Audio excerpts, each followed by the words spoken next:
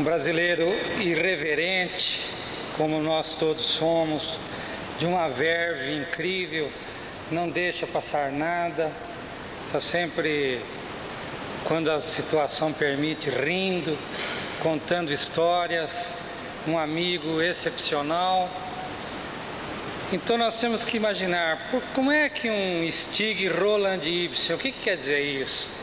É o nome dele, um sueco, morando lá no norte da Escandinávia, local gelado, para ir à escola, aquele rapazote em patins sobre rios congelados, adquirindo aquela educação europeia, própria do europeu, a seriedade do europeu, a disciplina do europeu.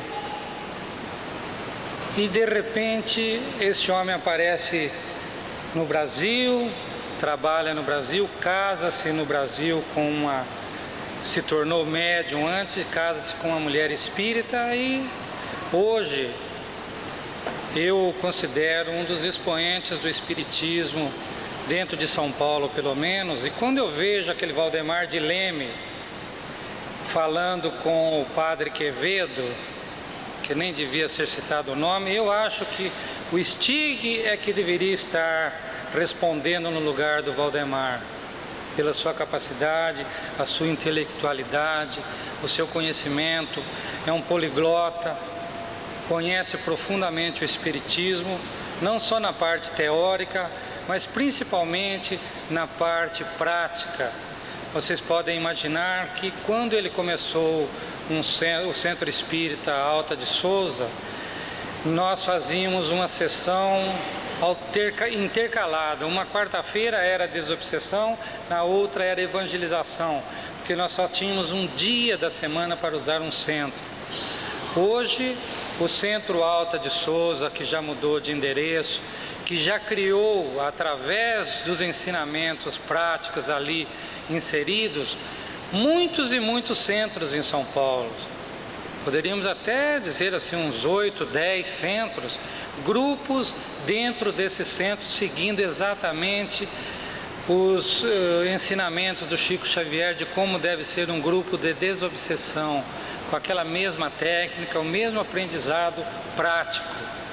E hoje, no Centro Alta de Souza, do qual o Stig é o dirigente, eles estão com 15 grupos de desobsessão. Para vocês terem uma ideia, durante uma semana trabalhar 15 grupos de desobsessão já é uma obra maravilhosa. Mas, voltando à apresentação dele, hoje ele possui uma loja de venda de livros espíritas, é editor, já foi considerado o maior distribuidor, essa firma dele que chama Livraria Boa Nova, a maior distribuidora do livro espírita em âmbito nacional. Mas ele realmente, como um bom espírita, é um homem completamente desprendido das coisas materiais, mas tão desprendido que, como distribuidor nacional do livro espírita, ele acabaria indo à falência. Porque quantas vezes eu vi duplicatas de centros espíritas que não tinham sido pagas, que jamais seriam cobradas por ele.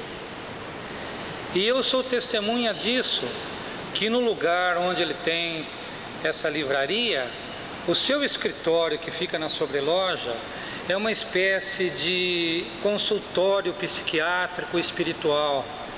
Tantas são as pessoas que o procuram e que ele jamais deixou de atender, e quantos problemas ele ajudou a resolver, e quantos suicídios, quantos abortos, e quantas dessas coisas que nós nem gostamos de falar, ele deve ter evitado. Além do que, de carregar a cruz que foi me trazer para o Espiritismo, depois me aguentar, e nem foi como aquele que ajudou Cristo a levar a cruz. Ele pegou a minha cruz e carregou nas suas costas durante algum tempo.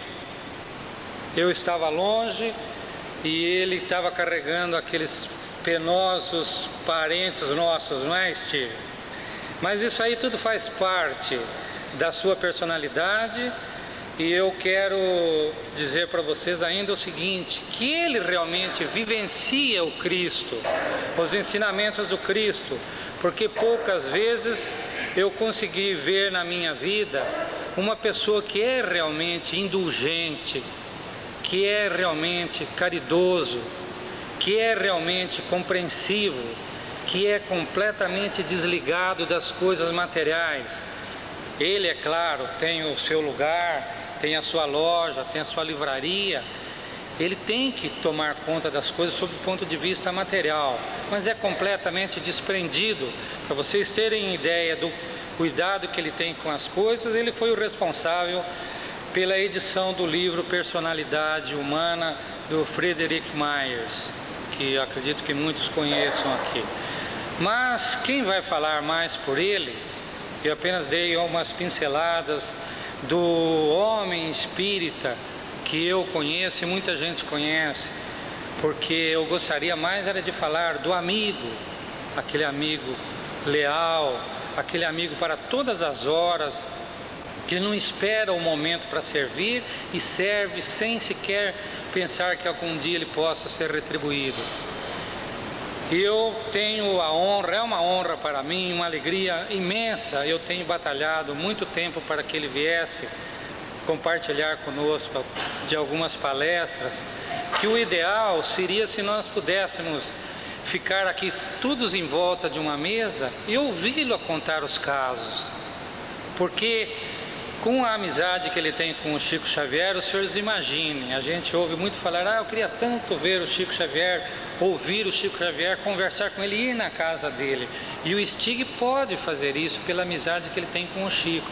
Mas desde que o Chico ficou doente, como ele está agora, com a saúde muito debilitada, veja o grau de amizade que ele tem, os sentimentos, aí já é a parte europeia dele.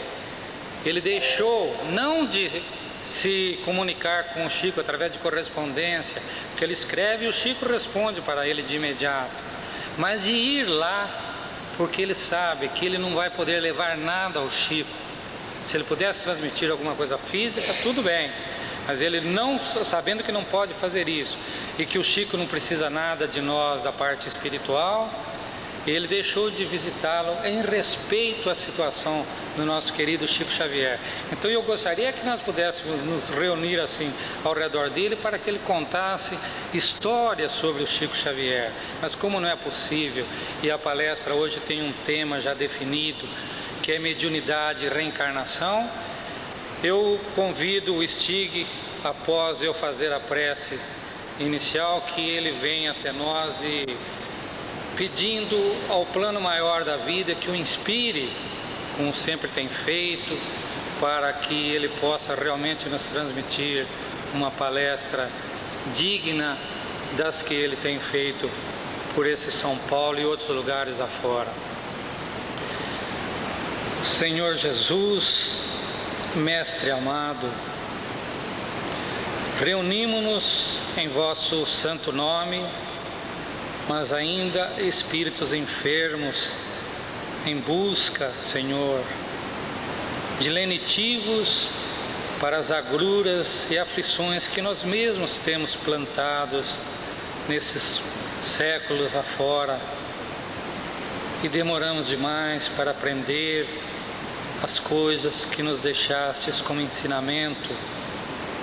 As mais simples possíveis ainda fogem do nosso conhecimento pela dureza dos nossos corações e a iniquidade dos nossos espíritos.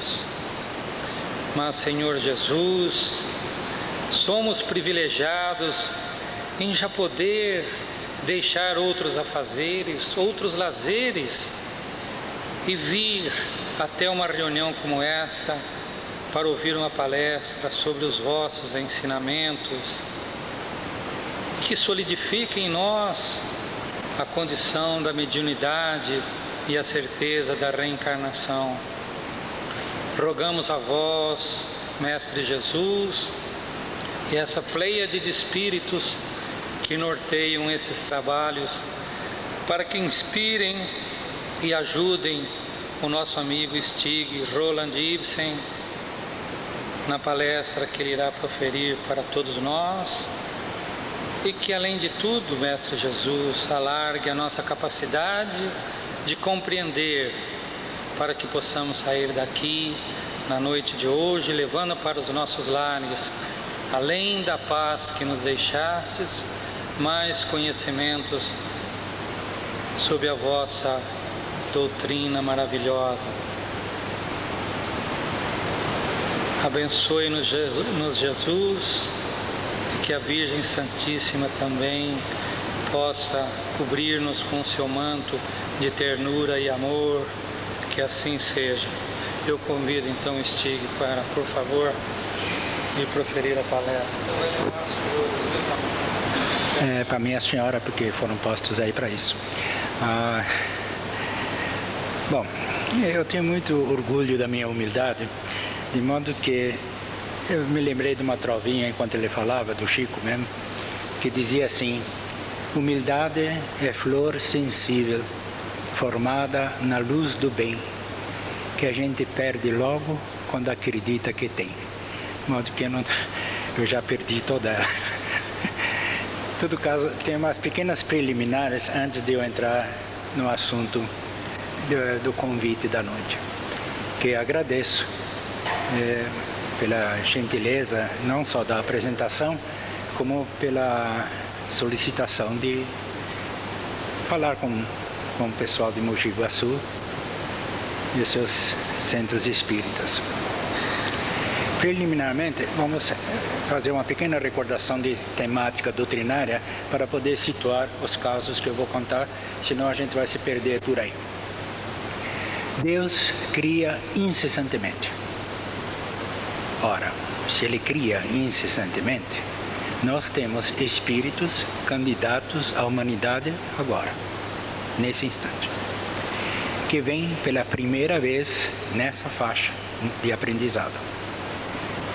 Emmanuel considera que, apesar de decorridos milhões ou até bilhões de anos para o gênero humano na área do instinto e da inteligência, na área do discernimento, onde se cria ação e reação, nós temos a humanidade toda mais ou menos 40 mil anos. Muito bem. Agora vem uma outra ideia para situar a temática. O Livro dos Mortos do Antigo Egito, escrito aproximadamente, ou ditado, há mais ou menos 5.000 anos antes de Cristo, diz o seguinte: que a alma será julgada por 42 juízes da mente, para saber as virtudes que ela adquiriu. Veja bem, não falou dos defeitos, falou de virtudes. E, logicamente, contraponto seria o defeito.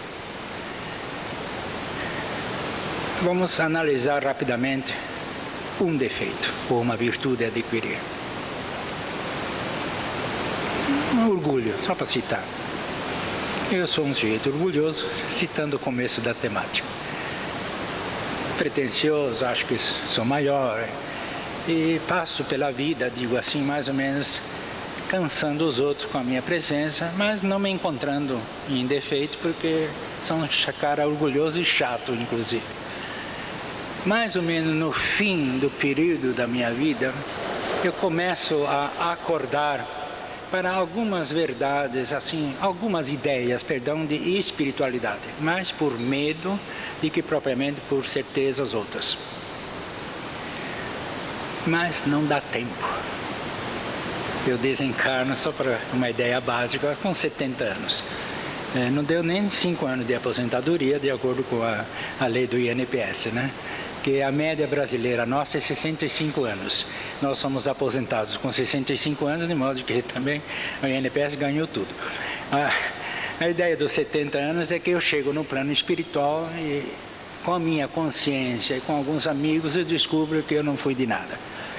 Ele diz: ó, meu filho, nessa área do orgulho você vai ter que fazer um retorno à Terra. Cuidar só disso aí. Eu renasço para testar orgulho, provavelmente com muita inteligência, com muita sabedoria, não merecida tanto, com muita riqueza, mas com algumas advertências na consciência interna que me avisam: olha, tenta ser bom, não se valorize muito, deixa de melindres, faça o bem, ajude, produza. E vamos supor, só como imagem, é claro, que eu, nesses próximos 70 anos na vida terrena, eu consiga, então, produzir e vai indo. Eu dou serviço ao próximo, não sou exigente, não tem ninguém se incomoda com a minha presença, admiram até o meu esforço de trabalho, distribuição de riqueza, essas coisas todas. Eu desencarno, chego no plano espiritual, supondo-me satisfeito. Os mentores e mais a minha consciência vai dizer o seguinte: 1 menos 1 é nada, você é 0. Você era orgulhoso, agora não é nada. Não é mais, agora você vai testar o orgulho. Ah, sim, tá, então vamos lá testar, né? São orientações, né? Lá vou eu testar o orgulho. Vou nascer provavelmente sem família, sem o direito da família, diremos assim só como experiência, num lugar razoavelmente pobre, cheio de dificuldades para sobreviver, para estudar, para ser alguém, sofrendo ingratidão, desprestígios, tudo aquilo que ofende a dignidade em si mesmo, e mesmo assim, vamos supor, só como ideia, eu consiga, sem criar mais prejuízo, e sem me ofender, e sem revidar, porque isso requer muita coragem, não revidar, consigo escapar de qualquer ideia de reciprocidade contrária àquilo que me foi feito. E eu chego no plano espiritual, eu digo, consegui. Os mentores dizem, você foi bem dessa vez, o teste de humildade foi razoável. Agora você vai voltar lá para a Terra outra vez, porque quem mandou você escolher este caminho? A perda de tempo. E aqui nós retornamos agora a uma ideia básica em Kardec: ação, reação, reparação e consequências. 4 fases do mesmo problema. Mas os juízes da mente disseram que era 42 as virtudes a adquirir. E eu estava testando uma só. Pelo que eu expus em termos médios, eu fiquei trabalhando só num erro meu, só numa faceta da personalidade minha, 4 reencarnações e algum tempo no plano espiritual. Só para facilitar, 400 anos.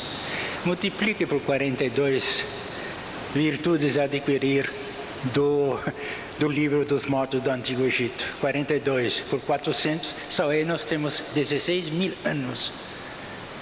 Caso eu queira, e se eu não quiser?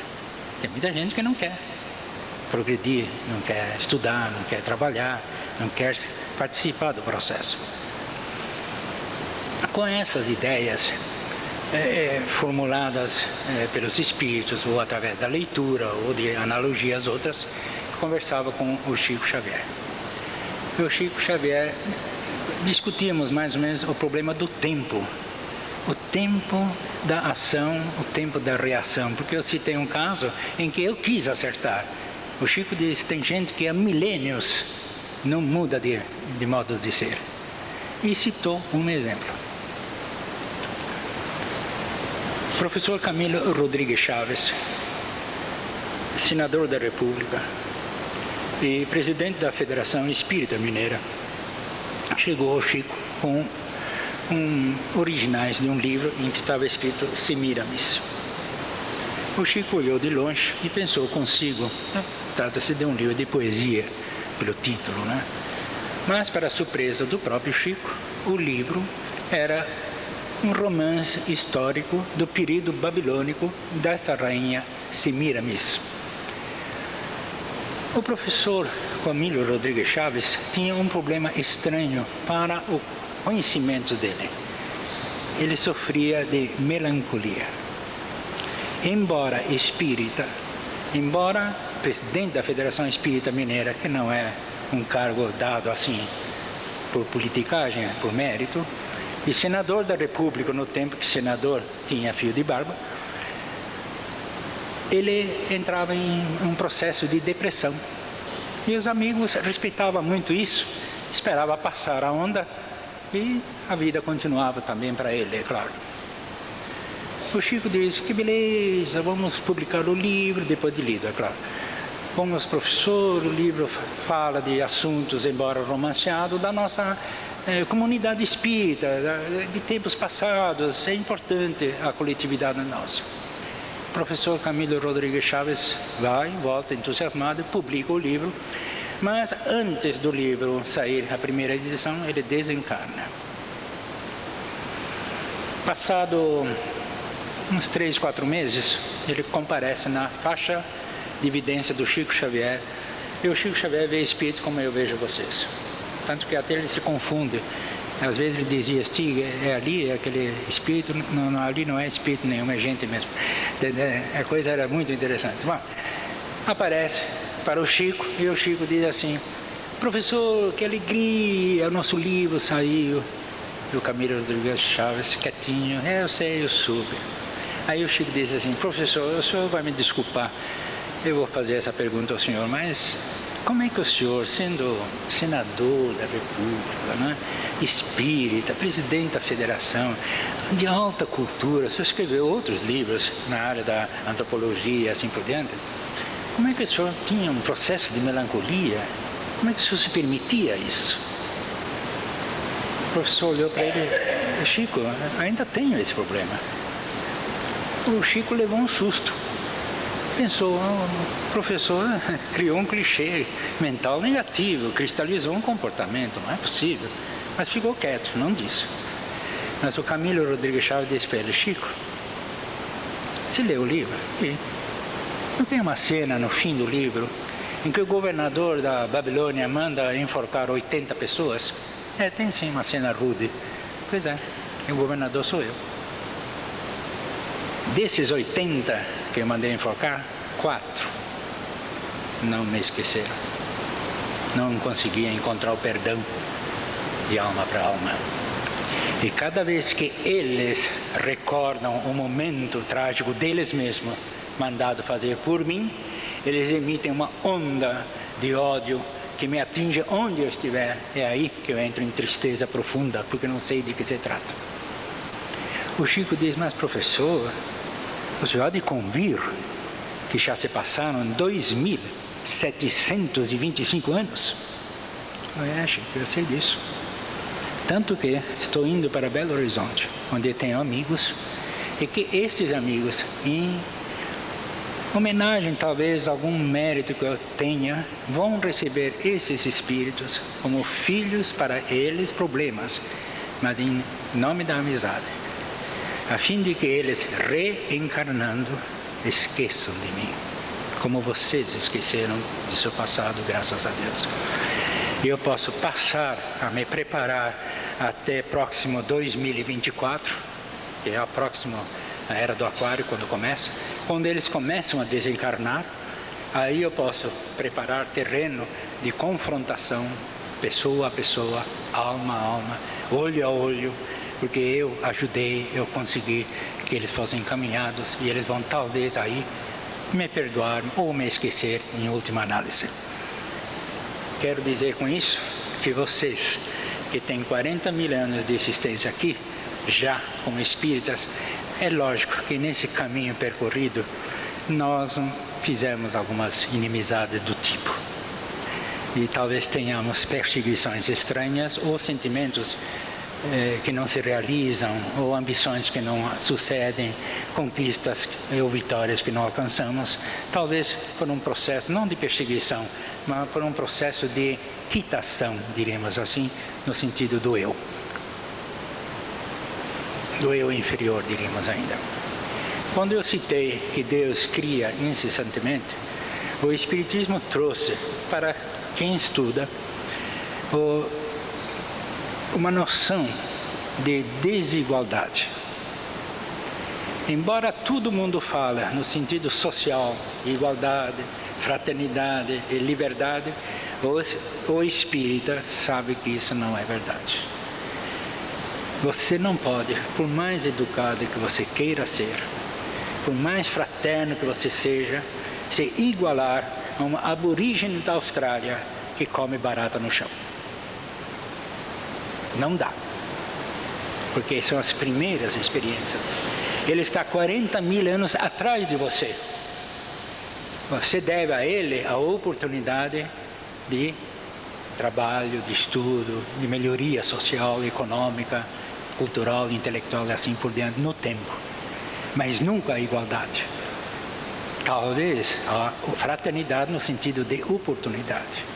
Por isso que nós, espíritas, fugimos dos problemas políticos, porque nós sabemos que ele é irrealizável no sentido de auxílio completo à pessoa humana. Há grandes etapas que nos separam, há grandes distinções de valores morais, intelectuais, culturais, econômicos e sociais, que são impossíveis de se igualar. E quem pretender isso, não só faz demagogia, como não entende nada do processo existencial. Apesar disso, eu tinha algumas dúvidas entre a teoria, a nossa aqui, da prática, não com relação mais a esse assunto, mas um outro, da chamada ação e reação, reparação e consequência da lei, mas naquele sentido em que Jesus falou, o amor cobre a multidão de nossos erros. O ciclo vicioso da lei, pum, pam, se rompe, isto é, ela se dilata, quando você ama. Esse está no Novo Testamento. Agora, aonde na experiência humana você encontra isso comprovadamente, a não ser no sentido teórico dessa palavra? Eu queria ver, saber, entender. E tive sorte. Além de andar com Chico, não tanto quanto ele pensou, na intimidade que não é verdadeira, mas torrando a paciência dele. Isso sim, cercando ele para ouvir, compreender, entender. Eu fui conhecer o Arigó, em Congonha do Campo. E entra na sala do Arigó um homem com uma ferida no tornozelo, aberta, ulcerosa. O Arigó incorpora o Dr. Fritz, olha, estava já incorporado, perdão, olha para o pé do professor, que está lá com aquela úlcera aberta, igual aqueles mendigos que põem carne suja nas igrejas para pedir esmola e a gente dá porque não entende nada desse assunto. E olha para o professor e diz, meu filho, não tem cura. O professor leva um susto porque ele é a esperança, o médium de cura, tão falado, tão famoso, tanta coisa falaram dele, né? Fica triste momentaneamente, mas o Dr. Fritz, que não é muito de explicação, diz para ele, meu amigo, a sua senhora está internada no pênfigo foliaço, ou seja, fogo selvagem. Ele leva um susto, fala, meu Deus. Mas, baseado no mundo, ele diz, é um telepata, ele captou que minha mulher está internada no pênfigo foliaço lá, não significa nada demais. De fato está internada. Pois é, meu filho, o senhor não disse que era na última reencarnação. Conheceu sua senhora em outra existência, ela debruçada à janela e você sentiu uma atração estranha. E partiu para conquistá-la.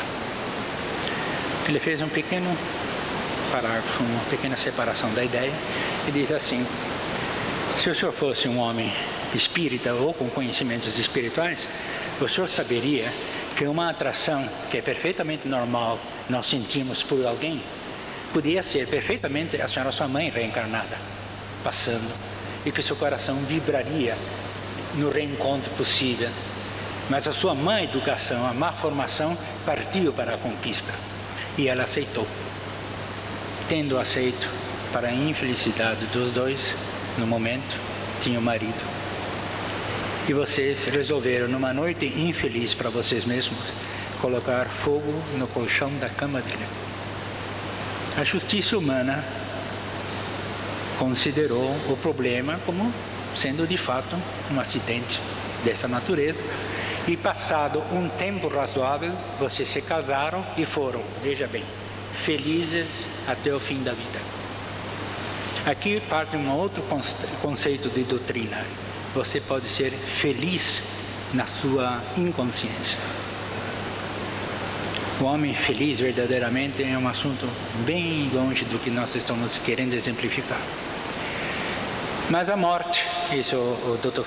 Fritz falando, é uma grande ceifadora e mais tarde ambos desencarnaram. E o primeiro acontecimento no plano espiritual foi o homem queimado, olhando para vocês.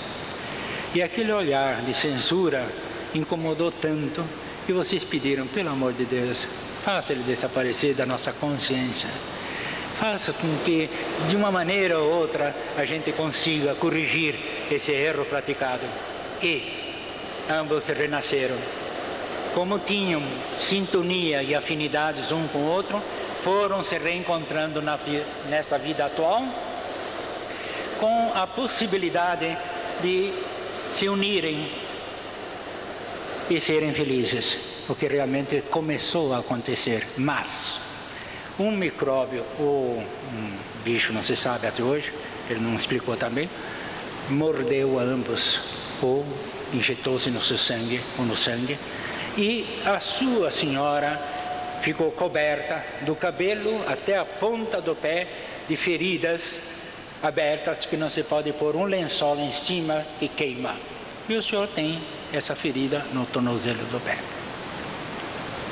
O professor pensou, isso é estranho, tem uma certa lógica no que o senhor está falando, mas está errada a história. Porque se nós dois cometemos o mesmo erro, matando o esposo dela, porque só ela está coberta de feridas e chagas e eu não? Aí o Dr. Fritz, que também não é um espírito muito iluminado, provavelmente, no caso, ele diz assim, é que o senhor não conhece a lei de Deus.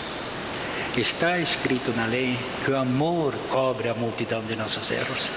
O senhor, professor, é um homem bom, um bom esposo, um bom filho, um bom cidadão.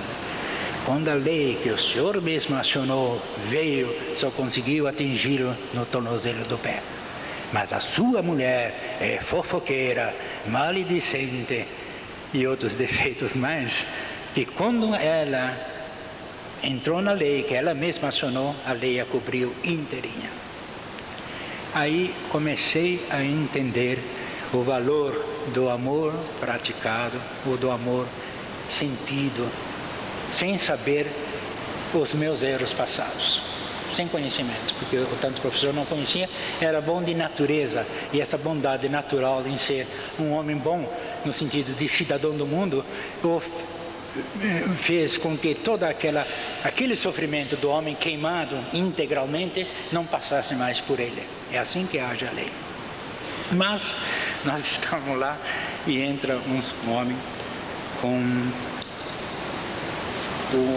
esse olho aqui fechado e outro arregalado, mas cor cinza, em que parece uma íris, assim. E o Arigó tem uma coisa muito estranha, vale a pena explicar antes de seguir. No outro quarto dele, eu fiquei vários anos com ele, entrava Frei Fabiano de Cristo, um homem que morreu em odor de santidade em Angra dos Reis. Era um homem bom demais, era um espírito da igreja. A igreja tem bons espíritos, é claro, gente fabulosa, né? Ele andava descalço para não incomodar os doentes, só para vocês entenderem. Só essa fase, só essa ideia dele de não incomodar o doente, já fala da grandeza dele. Bom, esse homem ajoelhava num saco de batata, lá no outro lado do quarto do Arigó, e ele entrava em tamanha oração que atingia as faixas de Maria, mãe de Jesus, que estava interessado no trabalho de Arigó, e ela entrava em meditação, a moda dela, potencialmente, e jogava uma luz verde que batia na parede, e ao bater na parede, ela inundava, ela insensibilizava e dava asepsia às pessoas em que o Arigó enviava a faca. Esse era o comportamento. Então esse homem chegou com toda essa cena que eu acabei de falar, e o Arigó enfiou a faca, ele não sentiu nada, limpou desse lado, o nervo desse outro pegou, e ele ficou muito feliz e foi saindo. E o Dr. Fritz diz, vai e não peques mais. E o pessoal espírita não gostou, porque essa é uma frase de Jesus, e é um efeito, tem um efeito estranho, porque tem que ser dado com autoridade moral. Se eu disser para você, vai e não peca mais, você me manda tomar banho. quem sou eu, né? E nós também, em relação ao Dr. Fritz, não achamos o Dr. Fritz grande coisa. Era igual sim, era um grande médium, mas o espírito do Dr. Fritz era um espírito relativamente vulgar até em muitos aspectos, né? Só tinha uma dívida de ter magoado muita gente na Alemanha e resolveu pagar a dívida aqui, só isso. Não é nada demais, não há motivo nenhum. Nós espíritas não ajoelhamos para espíritos, tá certo? Isso daí é coisa de igreja, isso não é nossas atitudes. Bom, os espíritos acharam ruim. Vai e não peques mais. E o Fritz sentiu, e através do médium disse, eu sei o que estou falando. Esse malandro era dono de uma pensão. Ele vivia espiando a intimidade das pessoas pelo buraco da fechadura. Isto é, um olho batendo o trinco aqui e outro arregalado para enxergar as coisas lá dentro. Ele renasceu com esse defeito para quitar o processo. Renasceu com esse defeito. Mas chegou a hora em que o sofrimento dele passou.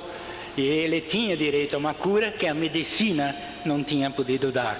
E os espíritos o deram para que houvesse então a renovação da oportunidade dele, já que ele tinha quitado a dívida. Mas o mentor da casa mandou um aviso para ele.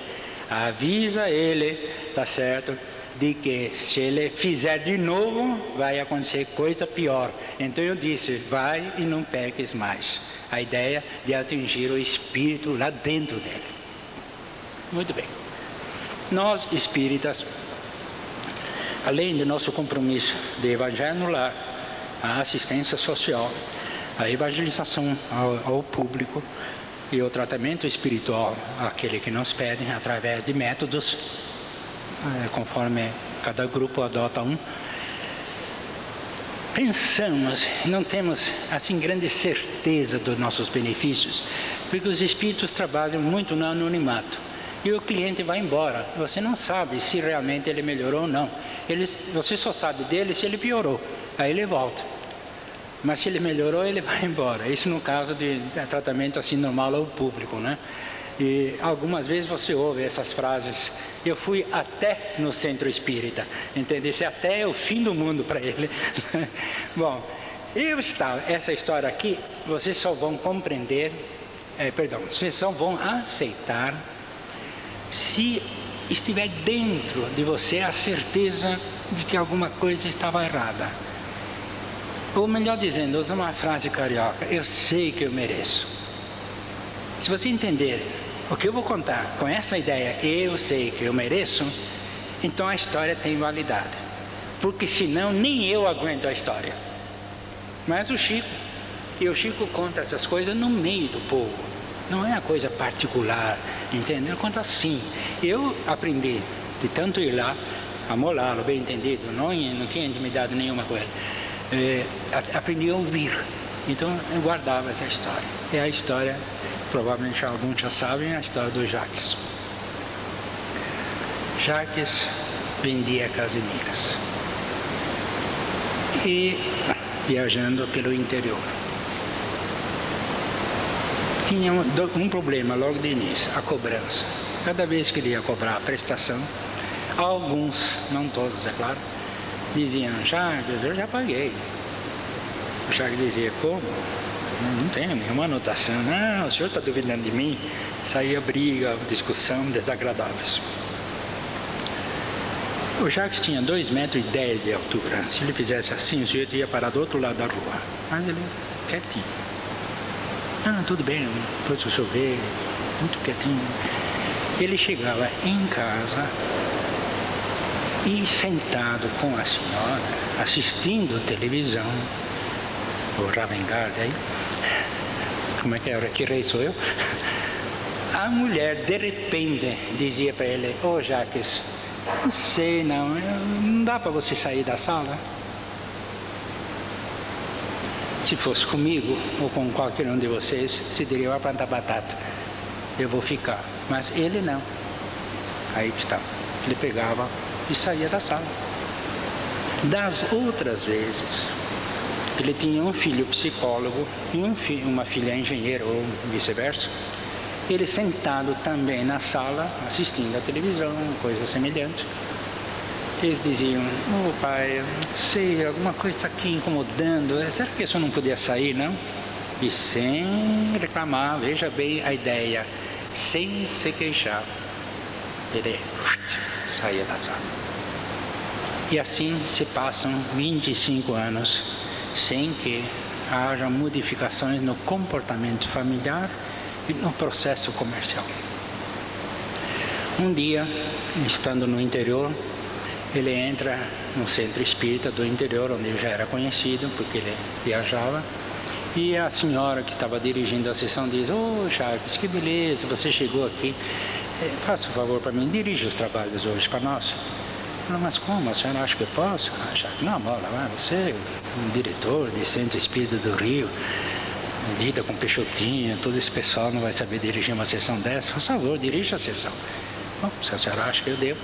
Tá bom. Pegou a chave dela, ficou na mesa. Que sessão é? Desobsessão. Tudo bem.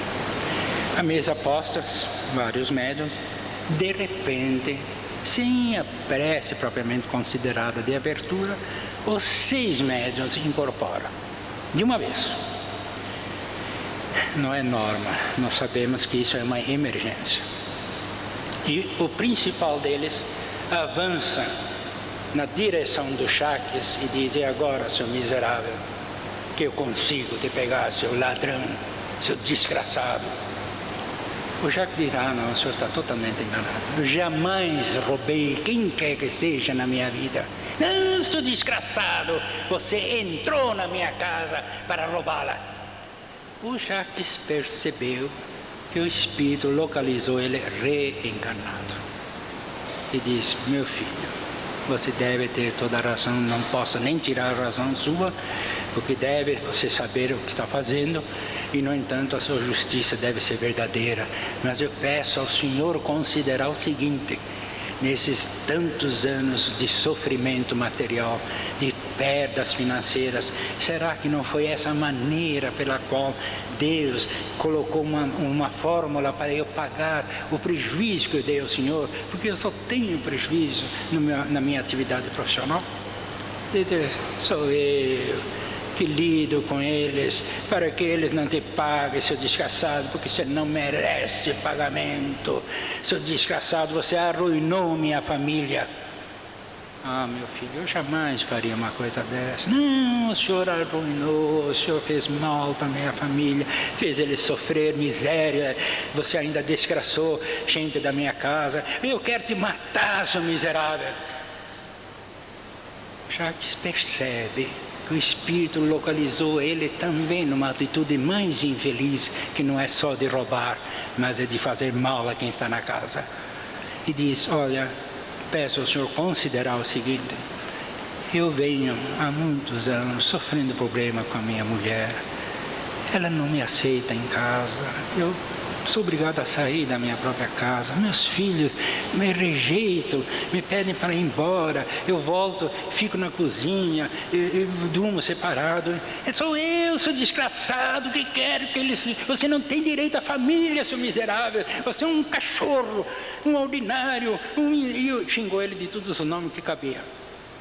O Jacques ajoelha. Uma atitude raríssima entre nós espíritas ainda. "Mas o senhor tem que me perdoar. Eu peço-lhe, pelo amor de Deus, em nome de tudo quanto é sagrado, considera a minha dificuldade para lhe pagar essa dívida, considera o meu sofrimento, mas mesmo que isso não bastasse, então eu lhe peço perdão." E beija o pé dele. O espírito recua, porque daquele comportamento saiu uma luz que inundou o momento da conversação entre ambos. E o espírito olha para ele e diz: "Jacques, pelo amor de Deus, você que tem que me perdoar. Eu jamais te vi como te vejo agora. Eu sempre te vi como um homem que entrou na minha casa, que me magoou, que me prejudicou. Mas você é um homem bom, me perdoa, é a mim que você tem que perdoar." E recua, e os outros espíritos saem junto. O Jacques, suando em barbas, pega a maleta, entrega a chave e caiu fora, desculpa o barulho. Pega o trenzinho e a curva da estrada, quando ele desce da estação para ir na casa, a mulher e os 2 filhos na porta. Ele diz: "Ah, meu Deus, agora nem entrar eu vou." Mas Para a surpresa dele, os filhos e a mulher vão de braço aberto. Jacques, que saudade que nós temos de você. 25 anos. Não queiramos nós, espíritas, resolver os problemas dos outros. Façamos o bem bem feito, mas deixamos que a lei se cumpra. Demos o ambiente, a caridade, o atendimento e a doutrina, mas deixamos ao cliente a solução do seu problema, dando a ele as armas da defesa para ele conseguir sair do problema. E ele sai. Se nós, espíritas, e o Chico me disse isso pessoalmente, Stig, faça cursos, mas não mais que 3 meses. Põe o pessoal para trabalhar, mediunidade, assistência social, consulta espiritual. O povo quer falar com os espíritos. O médium tem que ser consciente para saber o que está falando. Ajudar o povo, senão o povo cai no terreiro. Deixe eles atender. Depois manda para tratamento espiritual, manda para o passe, faça cura, evangelização, faça cursos durante esse trabalho, ensina, mas não faça cursos muito extensos, porque o espírita não está em férias, santo Deus. Vamos trabalhar, o povo está aí. E nós, espíritas, temos que pensar agora, não porque eu disse, remodelar algumas ideias de cursos muito extensivos, remodelar no sentido de pôr em atividade os grupos de desobsessão, outros tratamentos de cura ou de passe. Partir para a consulta espiritual. Tem que ter em todo grupo, tem 2, 3 médiuns que podem, devidamente assessorado, incorporar o espírito, sentar até numa cadeira e o cliente perguntar o que ele achar que tem que perguntar. E o espírito vai encaminhar ele para a passe, para a evangelização, para o evangelho no lar, para a assistência social, para a desobsessão. E o cliente vai sair de lá aliviado no sentido espiritual e vai seguindo esse método e não se sabe como a coisa melhora. Não se sabe como. Nem eu sei. 40 anos eu faço isso, gente. E eu não sei até hoje o benefício que nós fazemos. Mas eu atendi 5.000 pessoas ano passado, só em desobsessão. Só em desobsessão, em tratamento espiritual direto. Bom, o Chico Xavier é aquela maravilha que vocês sabem. Mas eu comecei a me cansar. Entender? Muito conhecimento demais, pouca prática. O comecinho da nossa atividade espírita. Muita responsabilidade, excessivas informações, muito livro, muita leitura, muita ingratidão no meio espírita, muita inveja também, muita politicagem, infelizmente, né? E a gente querendo se acertar e no fim comecei a me chatear. Espírita. Mas continuava ainda o Chico. E lá fui eu, sentado lá no fundo. Ninguém me convidou, eu quis testar o mandamento. Fica lá em último lugar, que eles vão te chamar para sentar na mesa. Ninguém chamou, continuei lá no fundo. Miserável esse irmão. Aí o Chico recebe o Dr. Bezerra e lá está escrito a frase no finzinho: acenda a sua lanterna, seja qual for o tamanho, e faça a luz. Lá no fundo dizia, engraçado, eu viajei 500 quilômetros, o Espírito me mandou acender uma lanterninha e fazer luz. Entende? Eu já estava em processo de obsessão, está se vendo, chateado. No dia seguinte, no sábado, o Chico fazia uma visita às casas pobres da Redondeza. O Dr. Madeira, na época, levava um lampião, decidi fazer assim, aquela luz branca bonita, punha na cabeça, aquilo iluminava a área em que o Chico fazia a distribuição de pão, dava dinheiro por baixo, meio esquisito as coisas. Uma das casas que ele foi visitar era grande, melhor que a minha. Se eu abrir, tem uma televisão de 28 polegadas, a minha era de 14, não estava paga. Eu perguntava para mim, o que o Chico faz aqui? Né? Esse cara não precisa de nada. É a ideia que a gente tem, que o rico não precisa. Ou quem tem não precisa. O Chico abriu a palavra da vida eterna no corte, estava escrito, que adianta um palácio perto da usina se não está ligado à tomada do Evangelho, tá certo? Não é o pobre que precisa de nós, só ele, é o rico, aquele que tem que precisa. Nós não podemos fazer acepções das necessidades espirituais. Acabou a visita, vamos voltando no terreno iluminado, pifou o lampião do homem. Eu falei, é um centro desorganizado. Onde já se viu? Estamos no brejo, aqui não se enxerga um dedo na frente, no escuro, sem saída. Onde está o centro? Onde que nós vamos? Eu, né? Falando comigo mesmo, não falando alto. E brigando, assim, mentalmente, né? Gente desorganizada. Ao longe vinha uma luz bruxuleante. Eu olhava, aquilo vinha aos poucos, chegou. Eram 2 irmãos Lázaro de Uberaba, um cabo de vassoura, a gente. Uma lata marca-peixe desse tamaninho, com óleo dentro. Ele foi iluminando o caminho de volta. Eu percebi a mensagem. Acenda a sua lanterna, seja qual for o tamanho, e faça a luz. Mas eu estava tão chateado com o espiritismo que eu resolvi comprar uma lanterna. Espírito nenhum vai me ensinar coisa nenhuma. Comprei uma flashlight americana, essa de acender, falei, vamos ver o que acontece. Sexta-feira seguinte, estou lá. Sentei no fundo, ninguém me chamou na mesa, falei, tá vendo? A uma certa altura, o Emmanuel comparece e diz assim, é sempre necessário alguém para iluminar a frente. E eu lá, e daí? Mas a título de iluminar, não podemos nos distanciar da família humana. E a temática da noite era previsões ou futuro da humanidade. Coisas por ali, ciência, previsão. Eu, lá no fundo, dizia, esse espírito está fazendo sofisma, ele não sabe nada, ele não quer arriscar um projeto futuro para a humanidade, porque ele é limitado, que nem nós aqui, ele só sabe o primeiro passo, um ignorante, eu lá, no fundo, né, chateado com o espiritismo ainda. Vou para a dita visita no sábado seguinte. O doutor Madeira, com a lâmpada lá, faz as visitas e a lâmpada não explode. Falei, mas meu Deus, estou com o meu flashlight americano aqui e não acontece nada, é o fim do mundo. Começou a chover. Chuva forte, era lama e fazia buracos, né? E eu puxei a lanterna e iluminando a água para não pisar nas poças, né? E bonitinho. O Chico diz, está vendo a lição de ontem? Emmanuel diz, é sempre necessário alguém iluminar a frente. Eu falei, opa, Emmanuel está falando de mim. Eu que estou iluminando a frente. E fiquei tomado de entusiasmo. E fui procurar as coisas adiante. Fui iluminar lá atrás, as poças. E ele parar lá atrás. Aí o Chico diz, está vendo? Não adianta iluminar a frente, distanciando-nos da família humana. A lição anterior.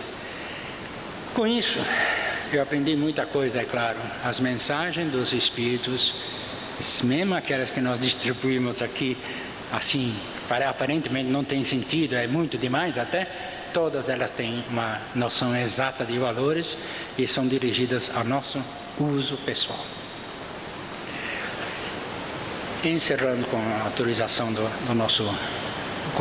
dos que me convidaram, eu vou lembrar só uma passagem rápida entre David Nasser, Jean Masson e Chico Xavier e Jesus Gonçalves.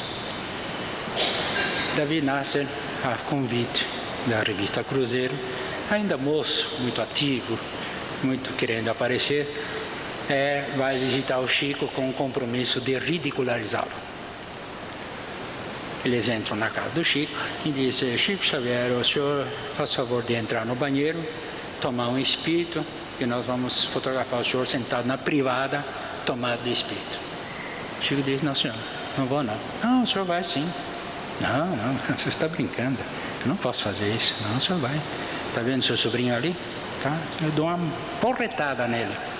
Ah bom, se o senhor vai bater no meu sobrinho, eu vou sentar na privada. A revista Cruzeiro, hoje falida, em 1940 e pouco, traz, numa das suas primeiras páginas, Chico Xavier sentado no banheiro recebendo espíritos. Chico Xavier comenta isso com Jesus Gonçalves, um senhor aqui de Pirapitingui, que foi internado com lepra, ou Anzeni, esse é o nome que eles preferiram, dizendo: oh Jesus, o Davi Nasser passou aqui. Precisa lembrar a cena. 40 anos depois, Davi Nasser escreveu na própria revista Cruzeiro, antes de morrer, que o maior arrependimento da vida dele, Davi Nasser, foi a candidez do Chico Xavier. A maneira como o Chico o tratou. E a maneira como o Chico é. Mas isso 40 anos depois. E o Jesus Gonçalves dizia: Chico, meu filho, eu também aqui inchou a barriga, tiveram que fazer uma punção muito dolorida. O que será isso? Então o Chico informa a eles em correspondência e através da mediunidade que ele, na realidade, foi, entre outras reencarnações, Alarico, rei dos visigodos. Um homem que no século IV, V, destruiu da Alemanha até a Grécia todos os povoados, e ele cercava as cidades com tendas a fim de que elas se entregassem pela fome. Mais tarde ele teve que cercar as cidades, ele ficar numa tenda e tocar no sininho para eles trazerem comida para ele. E ele, enfim, descobriu, ele e o Chico, de que ele foi esse rei terrível, que é Alarico, Átila, Gengis Khan, Tamerlão, são todos mais ou menos parentes nesse assunto. Podemos situar Napoleão, Hitler e outros. Estamos identificando a mesma carga pesada de gente. Um dia o Chico está sentado à mesa e entra um espírito iluminado. Ele está acostumado a ver, mas ele olha e lembra o Jesus Gonçalves. E, meu Deus, eles não me disseram nada, será que ele desencarnou? Os amigos que estavam ao lado dizem: não, Chico, não se incomoda muito não. Pode ser uma passagem, uma espécie de comunicação entre vivos. Ele está muito doente, o espírito dele se libertou, veio aqui te ver. Não é necessariamente que esteja morto só porque ele aparece, não é? Não, tudo bem, vocês passam lá em Pirapitangui, vai lá visitá-lo em meu nome, saber o que está acontecendo, estou vendo ele aí. E, enfim, eles foram e mandaram um recado para o Chico, e o Chico recebeu então a informação da passagem dele 3 dias antes daquela data. E diz ele: há séculos, num carro de esplendores, minha vida era angústia de outras vidas, estraçalhava multidões vencidas, coroado de púrpura e de flores.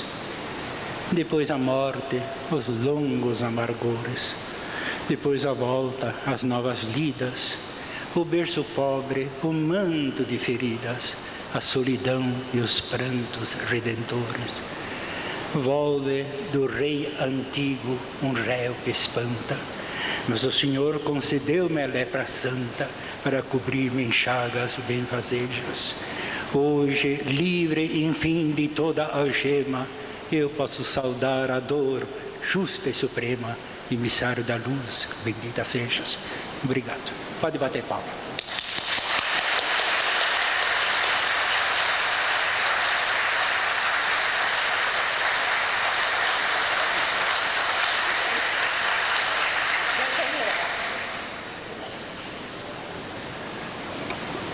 Da minha parte. Eu tenho certeza que os amigos não acham que te fez a parte ainda, que terminou. Que um amigo tão amigo que vem de São Paulo até estar conosco, nós gostaríamos, se ele permitisse, que se fizesse algumas perguntas. Alguém gostaria de fazer alguma pergunta ao companheiro Stig? Se é que houver perguntas, né?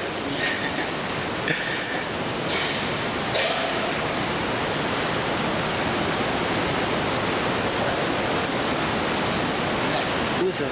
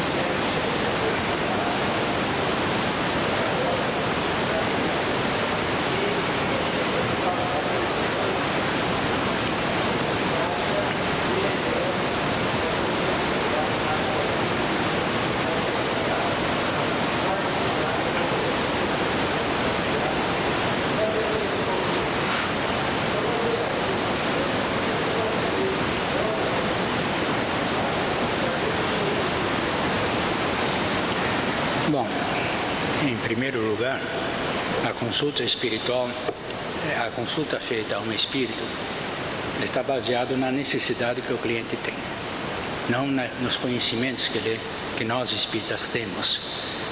Uma pessoa que não tem emprego, ele pode pedir aos espíritos proteção para conseguir um emprego, porque do emprego ou da falta dele vai criar uma situação negativa bastante grande para a vida dele. A falta do dinheiro para pagar um aluguel, comprar um remédio, é motivo às vezes de uma consulta espiritual. E nós espíritas sabemos, logicamente em termos doutrinários, que se fizéssemos a vontade de Deus, o resto lhe seria dado. Olhai os lírios no campo, né? Eles não ceifam nem cegam, no entanto o Pai provê. Olhai as aves no céu, que não é? Mas nós estamos falando de pessoas no nosso nível de necessidade. Só para lhe dar uma imagem, a consulta do egoísmo, por exemplo.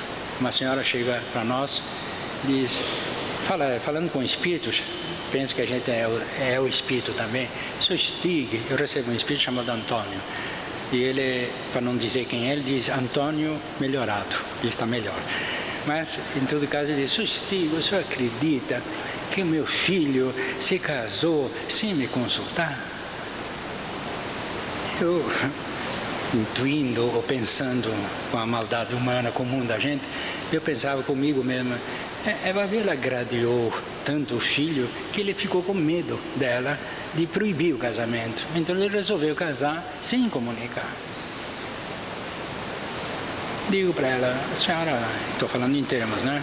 A senhora pensa no assunto, peça oração a favor da felicidade dele e assim por diante. À noite, na outra noite, temos uma sessão de tratamento espiritual.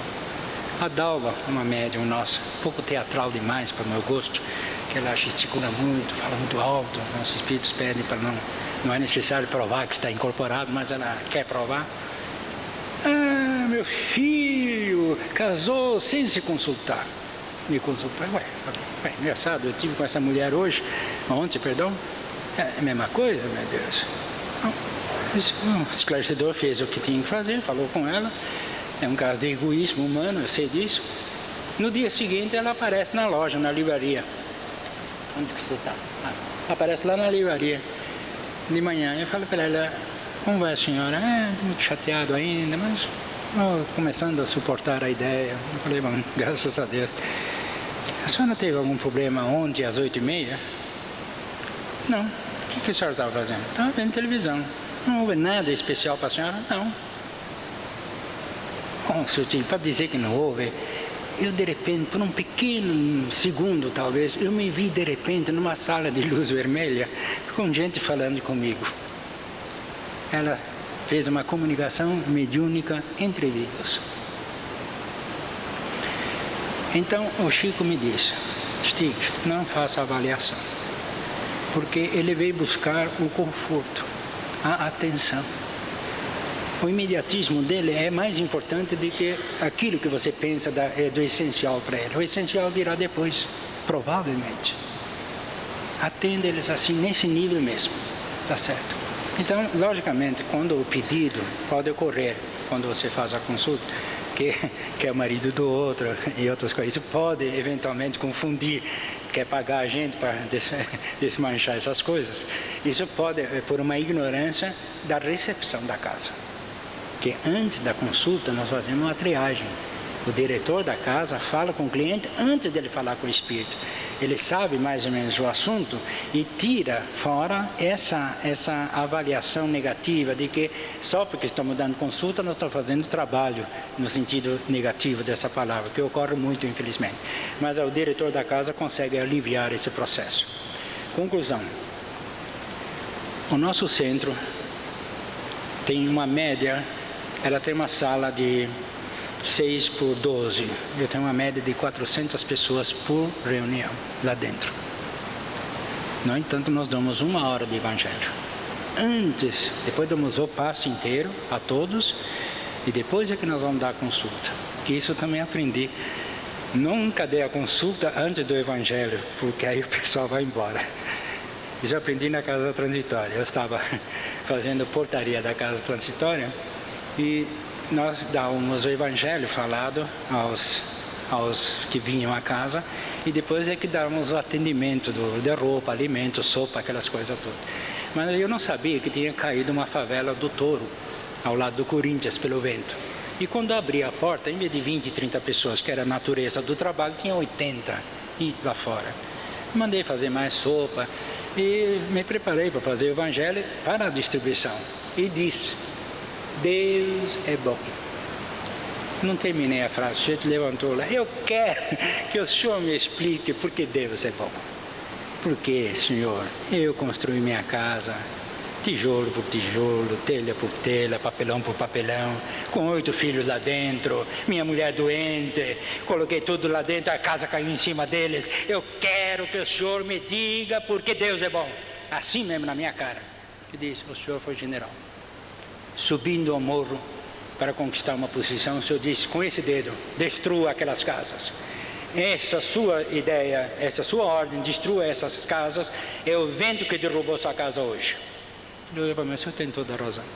Eu vou reconstruir a minha casa hoje.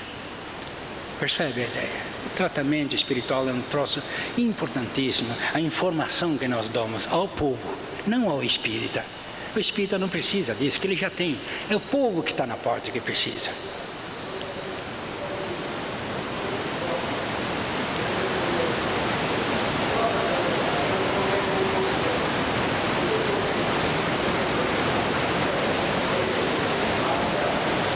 Ah, sim.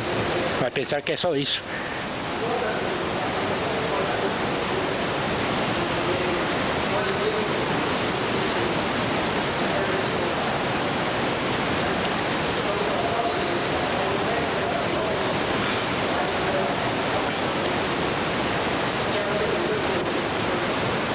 Adquirir, vamos supor, né? Sim. Acabou a ação, né? Não. Bom, o senhor vai ter que arriscar. Para entrar na tarefa, vai ter que fazer esse tipo de seleção, preparo, estudo, analisar o médium. Pode ser um só no começo, aos poucos virão. Porque o que eu aprendi no Espiritismo é que se você tiver constância, continuidade, o espírito se organiza. Mas se você não tiver, ele não consegue organizar-se. Aquele livro Desobsessão de André Luiz é um livro de uma simplicidade encantadora, mas tem um detalhe técnico perfeito. Os espíritos e os espíritos sabem o que você vai fazer, porque você está seguindo pelo método. Então ele sabe onde você senta, o momento que você fala, o momento da oração, o momento do passo, o momento da incorporação, o momento do esclarecimento, o momento final. Ele sabe tudo, por isso que ele se orienta. Agora, se você chega e faz: hoje é assim, amanhã é assado, eu vou falar hoje é prece, amanhã é só vibração, entende? Não vai dar certo. No meio desse trabalho todo, tem que aparecer um médium, não é possível, caramba. Um médium que você sabe. E uma coisa estranha que eu aprendi: o melhor médium não é necessariamente o melhor espírita. Kardec lembrava que a qualidade mediúnica se radica no organismo e independe do moral.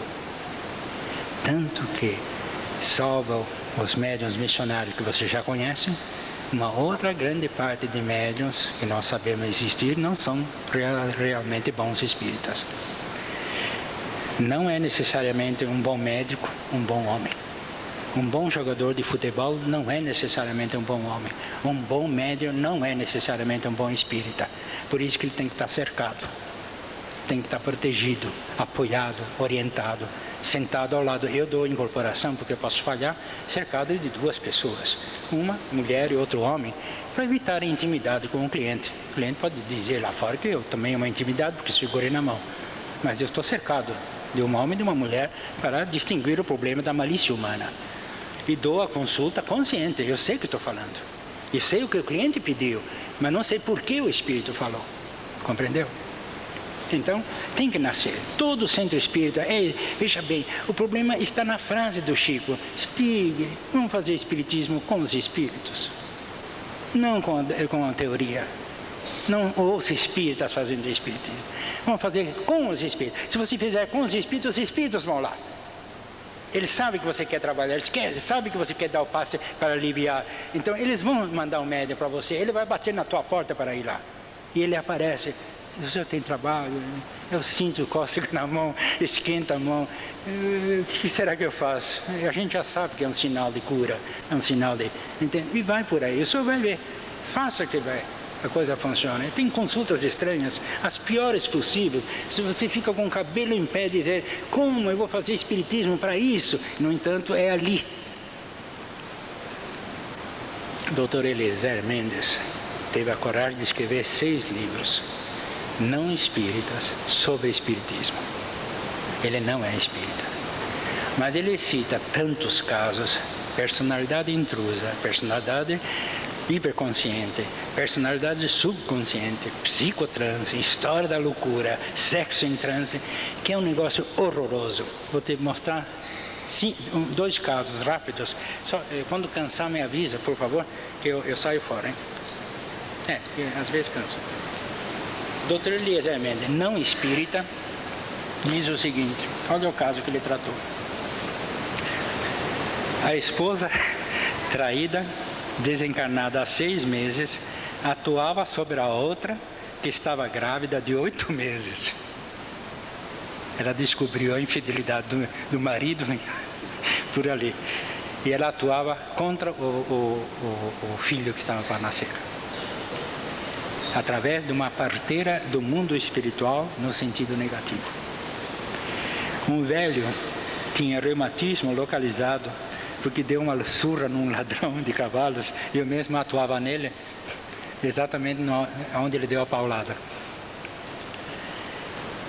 A mãe da criança contou que o pai falecera com as pernas... isso aqui é muito interessante. Uma criança de 3 anos, deitado no berço, de repente ela dava pulos, cuspia, falava nomes feios e tinha coceira. Os pais... Primeiro, com relação ao nome feio, não era possível. Chamaram os médicos, psiquiatras, tudo aquela coisa, no fim, o Eliezer Mendes foi lá. O pai dessa criança faleceu com as pernas cheias de erisipela. Um irmão dessa criança era bêbado e vivia cuspindo e dizendo obscenidades. E um outro irmão morreu numa cisterna de um choque elétrico. Cada vez que esses 4 espíritos entravam na casa, a psicoesfera da criança fazia receptividade. E ela passava a interpretar o que eles sentiam. Agora, eles vão trazer uma criança para você no colo, quando dizer, o senhor pode abençoar isso aqui, fazer reza, e você vai dizer que não vai fazer? Você vai fazer. Compreendeu? Ela pensa que foi reza, ela pensa que foi macumba, o diabo que ela quiser. Mas você vai ajudar. Compreendeu a minha lógica?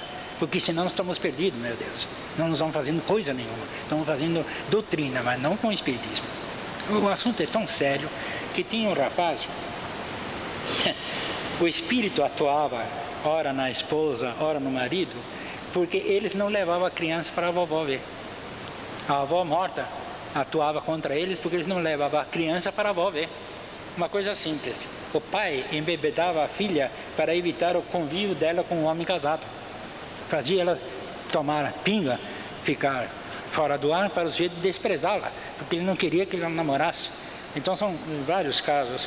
Um menino morreu de fome com 14 anos de idade, tá certo? 14 anos de idade, e fizeram um exame, o bolo fecal voltava integral, ele não passava pelo sistema. Eles analisavam, ele voltava inteiro. Foram consultar os espíritos, diziam, o que posso fazer? Ele amarrava os escravos a 2 metros da comida, não deixava chegar perto. Matava eles de fome, por gozo. Agora ele vai morrer de fome. Morreu. Quer dizer, nós perdemos o caso. O doutor Eliezer perdeu. Eu perco vários casos. Entende? Não é? É sala de milagres. Mas é uma sala de atendimento. E o assunto é vasto. Nós precisamos encarar por aí. Falei bem, né? Chega?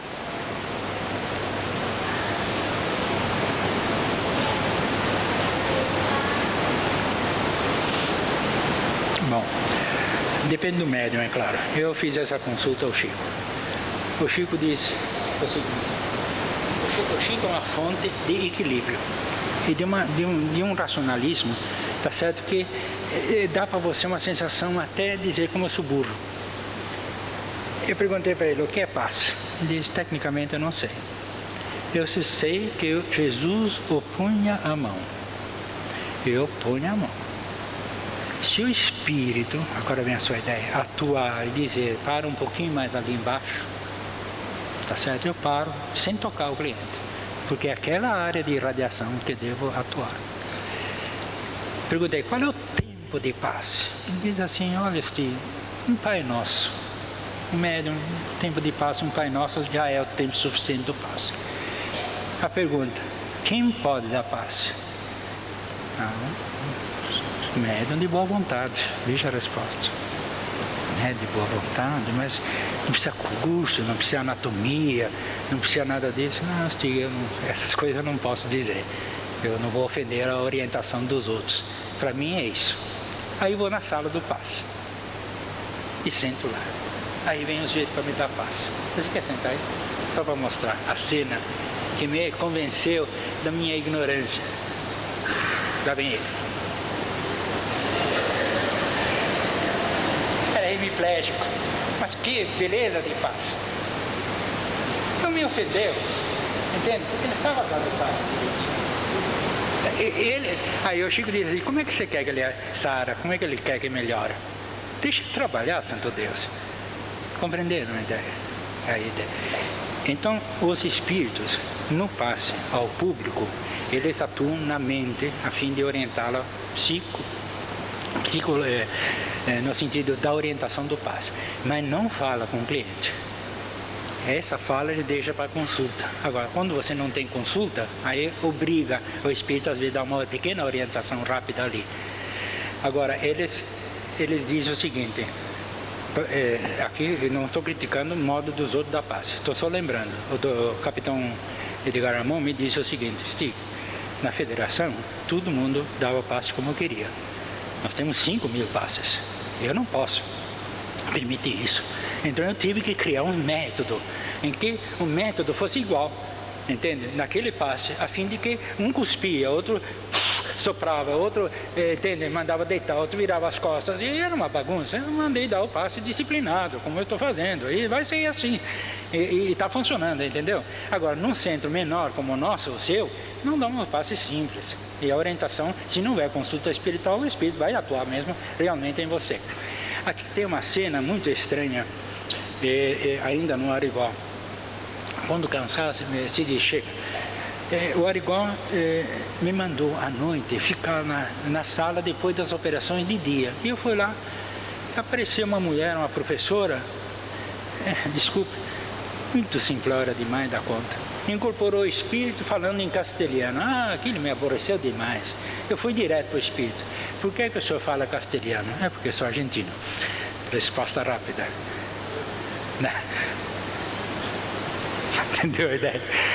Bom, ele tinha um tratamento muito rápido. Ele dizia assim, você aí que toma álcool, não é você que está tomando álcool. Que está tomando álcool é seu tio.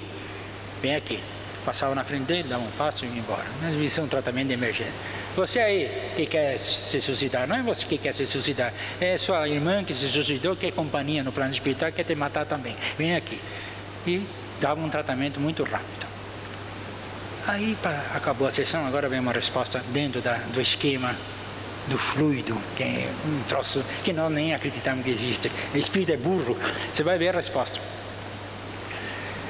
Eu cheguei no castelhano lá e disse, por que o senhor, sendo de Buenos Aires, vem trabalhar aqui em Congonhas do Campo?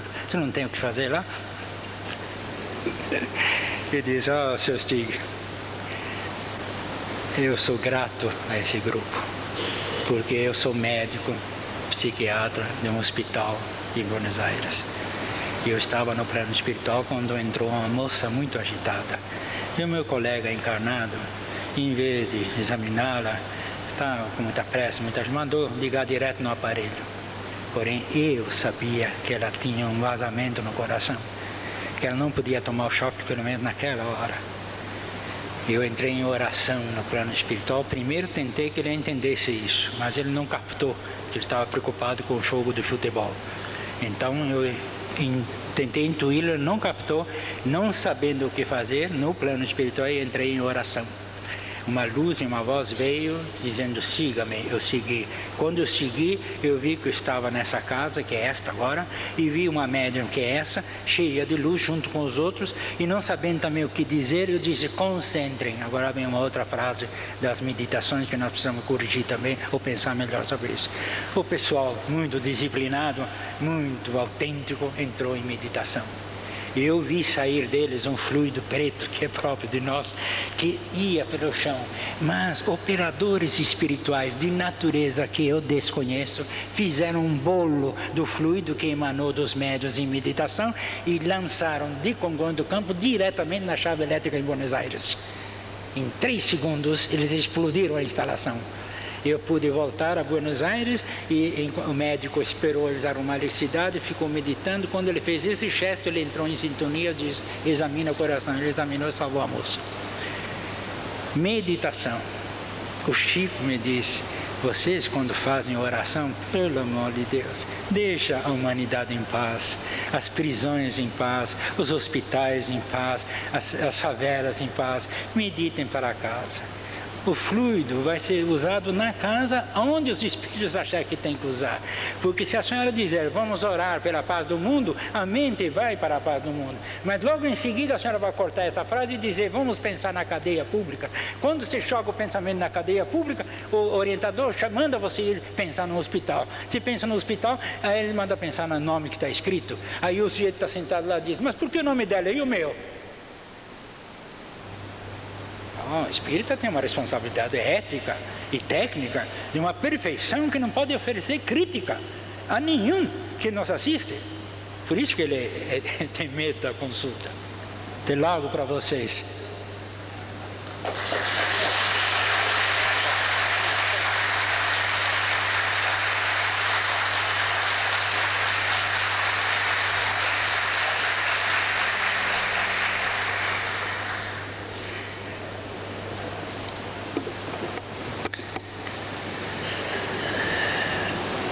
Meus irmãos, acho que nesta sexta-feira todos nós retornamos para casa alegres.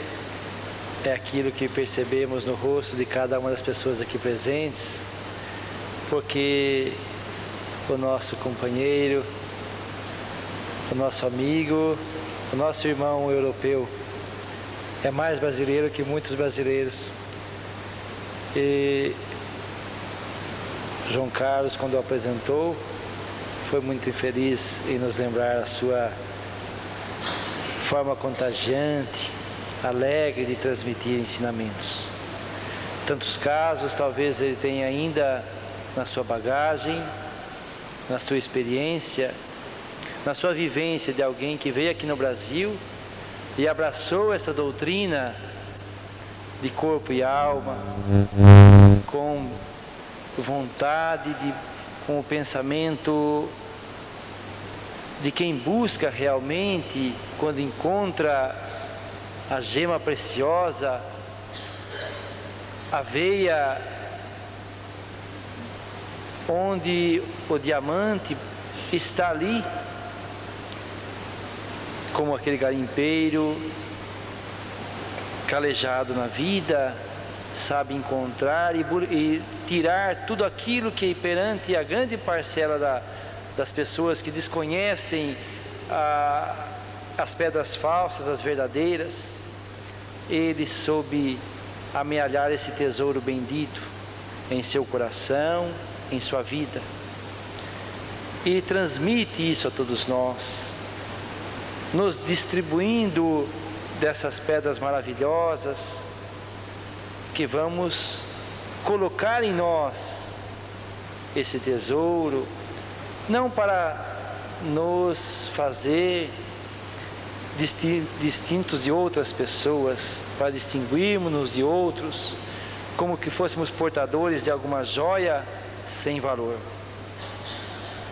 de alguma joia falsa. Não, somos agraciados em conhecermos isso e verificarmos a importância da experiência dos outros em nossas vidas, em nossas casas espíritas, nas quais temos responsabilidades tão grandes, de darmos, dentro das nossas capacidades, dentro da nossa possibilidade, aquela extensão, aquela continuidade a tantos irmãos que nos batem à porta.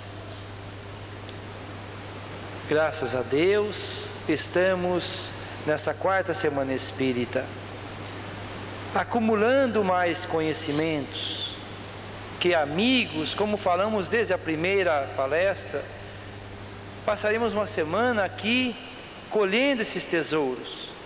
Ao findar essa semana, da 4ª semana espírita, teremos tranquilamente, sentados, calmamente, recolhidos, um pouco de Paulo Zabel, um pouco de Natalino do Olivo, um pouco de Homero, um pouco do companheiro Stig, um pouco da Terezinha de ontem, e amanhã com o Romário de Campinas, que estará aqui conosco. Que estaremos, temos certeza que todos estarão aqui, nos brindando com a sua presença, nos alegrando com o seu contato, com a sua amizade, em fazermos com que essa semana espírita se encerre com o êxito que estamos alcançando, com o êxito, com a alegria de termos amigos, verificando a importância que é a todos nós um movimento espírita como este. Eu quero agradecer de coração a presença de todos vocês. Quero agradecer ao Stig, que deixou seu lar, sua companheira, suas obrigações na capital. E atendendo ao nosso pedido, que quando fizemos, ele respondeu que quando o serviço aparece, devemos abraçar de imediato. E não titubeou, já só perguntou a data, a hora e se comprometeu a estar conosco aqui esta noite. Foi o que fez, e nós, Stig, tenha certeza que deixa em Mogi Guaçu uma agradável lembrança, uma agradável oportunidade em que todos nós aprendemos um pouco mais. Agradecemos a presença dos amigos, dos núcleos espíritas de Mojimirim, que se fazem presente e que estejam conosco. Convidamos a estarem conosco amanhã, no encerramento da 4ª Semana Espírita de Mogi Guaçu, em que a UNIME, União Intermunicipal Espírita, Mojimirim e Mogi Guaçu, tem a alegria de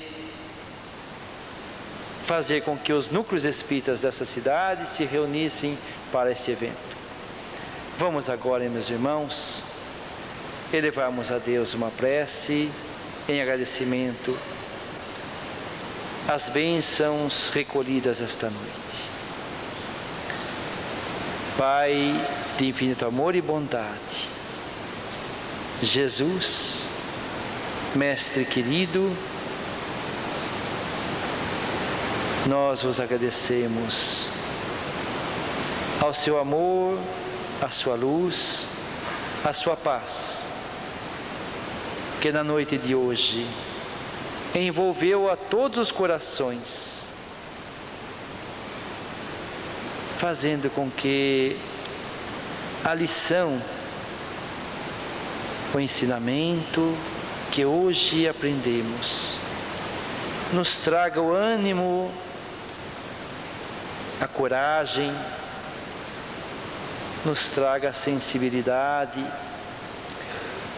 de analisarmos a nossa conduta, os nossos passos, e que sintamos a importância da nossa melhoria íntima, que o aprendizado não fique somente no intelecto, dessas mãos e aos pés, no exercício da caridade, da fraternidade e do trabalho que nos surge à frente,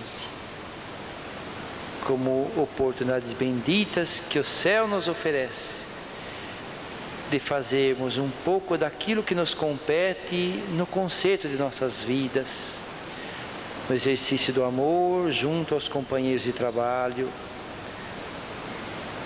aos companheiros da sociedade, para que irmãos que esperam de nós alguma coisa, algum ato de amor, que a disposição seja uma oportunidade bendita que o Pai nos concede, que o coração se irmane ao alto e não venhamos a cair em tentação, a falhas tantos que estamos habituados em nossas tantas existências. Mestre Jesus, que o seu amor e sua luz nos acompanhem no retorno aos nossos lares. Que abençoe o irmão que esta noite nos brindou com tuas lições benditas. Que assim seja. Graças a Deus. Muito obrigado pela presença de todos vocês e muito boa noite.